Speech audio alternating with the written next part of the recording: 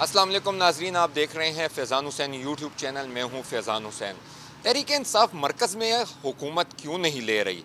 क्या वजह है कि तहरीक इंसाफ जो है वो मरकज़ में हुकूमत नहीं बना रही और सिर्फ सूबे की तरफ उसका ध्यान है और पंजाब में भी हुकूमत बनाने से वो हिचकिचा रही है? इन तमाम सवालों का जवाब हम जानेंगे। हमारे साथ सीनियर सहाफ़ी सफ़ीउल्लाह गुल साहब मौजूद हैं, उनसे बात करते हैं।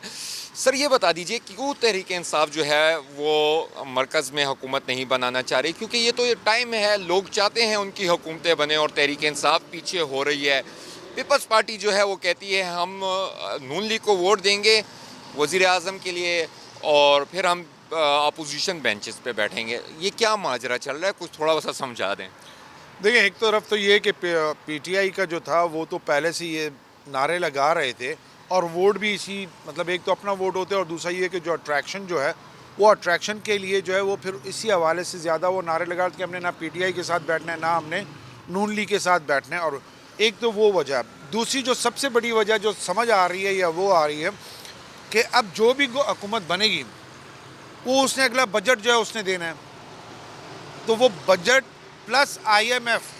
अब आईएमएफ की इतनी स्ट्रॉन्ग शराइत आगे जो आनी है, जैसे आज की अगर हम बात करें तो गुज़िश्ता रोज़ यानी आईएमएफ को समरी भिजवाई गई कि यानी जो इंडस्ट्रियल स्टेट्स हैं, जो इंडस्ट्रियल यानी जो कारखाने हैं वगैरह, उनको सब्सिडीज़ देनी है और उनके रेट्स कम करने हैं, तो उस पर वो उन्होंने इनकार किया है। तो ये वो चीज़ें हैं कि आईएमएफ की बहुत सख्त शराइत होंगी जिससे हर एक भाग रहा है।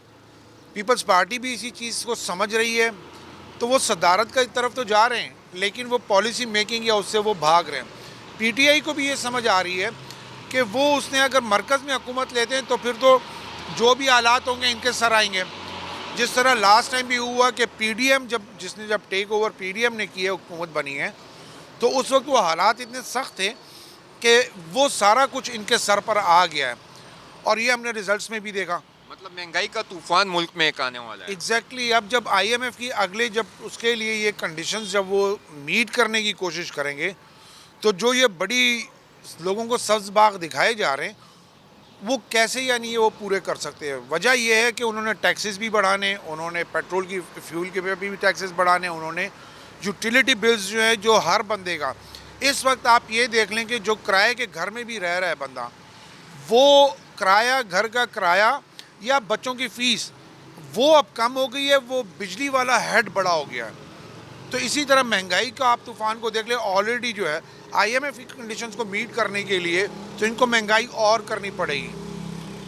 तो ये वो सारी चीज़ें हैं कि जिसको पीटीआई समझ रही है कि मरकज़ में यहाँ भी अगर कोई नाकामियाँ होती हैं आने वाले दिनों में, तो फिर वही होगा कि वो मुद्दा जो है या वो लेबल जो है वो सेंटर को लगाएंगे कि जी सेंटर में गवर्नमेंट तो हमारी नहीं है, वो हमें यानी फैसिलिटेट नहीं कर रही। तो ये तो एक दोगलापन नहीं हुआ, एक आवाम के साथ धोखा नहीं हुआ कि आवाम ने आप पे यकीन किया, सबसे ज़्यादा आपने वोट भी लिए और आप उसके बावजूद जो है अपोजिशन में बैठ रहे हैं सिर्फ महंगाई को सामने रख के कि अगली मरतबा की हुकूमत या अगली मरतबा के लिए ये लोग अपनी पॉलिसी बना रहे हैं। ये एक दोगलापन नहीं है सर? देखें, पॉलिटिक्स जो है, पॉलिटिक्स के बारे में एक प्रोवर्ब है कि a politician does not speak the truth या politician never speaks the truth. सियासतदान जो है वो कभी भी, उसके बारे में यही कहा जाता है कि सियासतदान सच नहीं बोलता।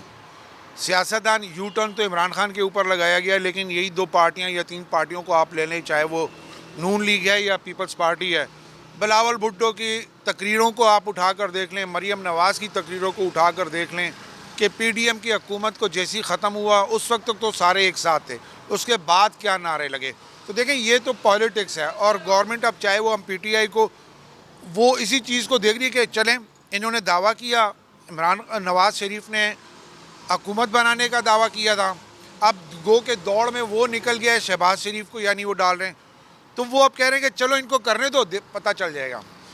क्या लगता है कि इमरान खान जो है अब तो इनकी सूबे में हुकूमत भी आ रही है और समझदार भी हो गए हैं, पंजाब में भी अपोजिशन पे बैठेंगे, अपोजिशन लीडर इन्हीं को होगा और मरकज़ में भी अपोजिशन लीडर इन्हीं को होगा। इमरान खान जो है वो कब बाहर आने वाले हैं? आवाम बड़ी बेचैन है, हर कोई यही बात कर रहा है कि खान साहब को कब रिलीफ मिलेगा।